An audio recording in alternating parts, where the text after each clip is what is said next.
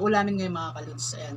Sinigang ko yun mga kaludi. Sinigang na bangos. Tapos, syempre meron tayong sausawan. Ayan mga kaludes, sa bagoong. Yeah.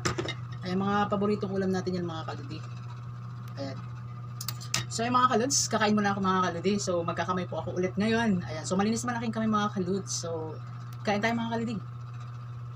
Nagugutom na din talaga ako mga kaludes. Hindi ako kumain sa labas. Dito lang ako. Dito ngayon lang, nung umuwi ako.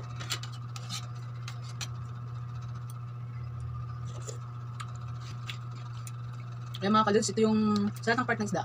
Ito lang paborito ko ulo. Nalaglag, ulo yun. Magkakamay lang ako mga kaludi, kahit na may sabaw. Masarap kasi masarap magkamay pag mga kaludes. Pag nakakamay, masarap. Ayan, mga kaludi. So, pinuman natin ang water. Ito, naghihalo yung tubig ko mga kaludi.